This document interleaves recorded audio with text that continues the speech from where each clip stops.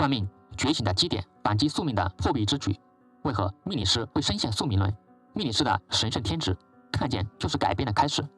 当一位医生用最先进的仪器在自己身上发现了与家族病史完全吻合的潜伏的病灶时，他所感受到的可能不是知识带来的从容，而是基因决定论之下一种深深的无力感。命理师的处境与此何其相似。当我们用自己所学的理论回溯自己的人生，发现每一个重大的转折，每一次深刻的伤痛，甚至每一个性格的弱点，都早已在命盘的代码中被清晰的标注时，那种震撼足以让任何人都对宿命二字产生最深刻的无可辩驳的敬畏。这正是从业者最深的迷茫，也是通往最高智慧的最后一道窄门。从业者的终极迷思，为何我们算命却更要击碎宿命论？第一部分，震撼的回响。为何过去看起来如此的宿命？首先，我们必须承认并完全的接纳那份震撼感。对于一个尚未知命的人来说，他的人生轨迹大概率会与命盘的既定轨道高度重合。为何如此？因为命盘所揭示的正是我们累世业力所铺就的一条惯性最强、阻力最小的人生河道。惯性的引力，我们的性格模式、思维定式，甚至潜意识的冲动，都是这条河道的一部分。在没有更高觉知介入的情况下，我们灵魂的水流自然会不加思索的日复一日的顺着这条最熟悉的、最省力的河道奔涌向前。无意识的扮演一个未曾算命的人，就像一个拿到剧本却没有读过的演员，他并不知道剧情的走向，只能凭着对角色定位的本能去演出一幕幕场景。当他最终有机会读到剧本时，自然会惊叹，原来我之前的每一句台词、每一个动作，剧本上都写着。所以，当一个命理师回顾自己的前半生时，他所看到的精准吻合，那只是他前半生在无名中随波逐流的忠实记录，但是并非命运不可改变的铁证。第二部分，觉醒的基点。而算命这个动作既是变数的开始，不去算命，命运就成了宿命；而一旦算命，才是对抗宿命论的开始。算命这个行为本身，就是我们人生这场大戏中那个最关键的破壁变量。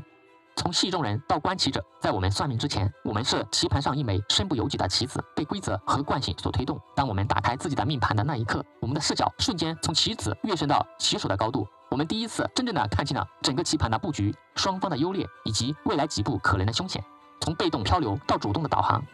让我们再次回到人生自驾游的比喻，一个不算命的人是在没有地图、没有 GPS 导航的情况下，凭着感觉和路牌在开车。而算命这个动作就等于在我们车上瞬间激活了最顶级的北斗 GPS 导航系统。导航系统立刻为我们规划了一条基于我们出厂设置的默认路线。当我们回顾已走过的路，我们会惊叹这条默认路线与我们之前的轨迹竟然如此的吻合。但是从这一刻起，我们不再只有一条路可走，屏幕上清晰地显示了前方的拥堵路段，也就是坏运气，和事故多发区，也就是风险，同时也为我们标注出了风景优美，甚至有隐藏宝藏，但是需要我们主动驶离主道的隐藏路线，也就是机遇。所以算命不是让命运坍缩成一个确定的结果，恰恰相反，算是让一个看似确定的默认未来分裂出无数个可能的未来。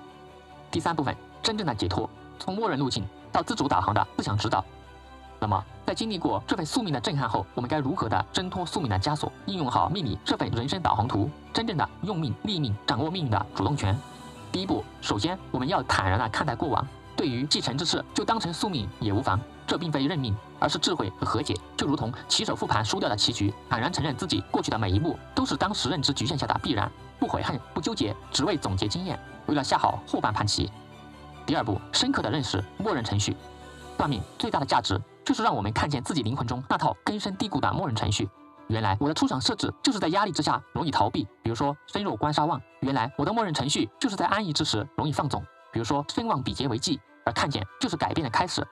第三步，勇敢地规划全新的路线，这就是对抗宿命的实际行动。在前两步的基础上，我们通过复盘总结经验教训，深刻地认识自己的优势、劣势、喜忌，从而为将来谋划提供决策依据。当我们从命盘中得知我们的默认程序是在下一个10年大运的顺风路上，会因为盲目乐观而超速翻车时，我们的自主导航就可以设置为在该路段强制限速、谨慎驾驶，并且聘请一位专业的副驾，也就是良师益友来提醒。这就是通过知命来实现真正的用命。而我们在利用这份天气预报去主动的、有意识的去对抗那个如果不知情就几乎必然会发生的默认未来。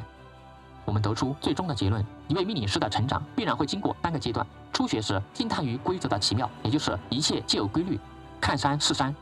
深烟后回顾自身，被命运轨迹的精准吻合所震撼，陷入宿命论的迷思，也就是看山不是山。大成时看破迷思，恍然大悟。命理学所揭示的从来不是一个不可改变的终点，而是一个最有可能发生的惯性的未来，也就是看山还是山。而我们之所以要学习它、运用它，其终极的意义正是在于为生命创造出超越这个惯性的新的可能性。因此，一个合格的命理师在经历了自身的信仰之劫后，将不再是一个预言家，他会成为一名最坚定的自由意志的倡导者。他会告诉每一个前来求问的人：是的，我看到了你那条最可能发生的命运轨道，但是今天我把这份地图交给你，这是为了让你拥有偏离它、改善它，甚至最终超越它的力量和自由。谢谢大家。以火之言，照命之玄。视频篇幅有限，一些观点无法尽述，请关注我的个人公众号“品言之玄”，获得更多深度内容以及每日东方智慧分享。如果本视频对你有所启发，想对个人在事业发展、情感困惑、健康生活、前路抉择等方面进行探讨，可以私信或者来 B 站油管看我的视频分享。全网同号“品言之玄”，谢谢大家。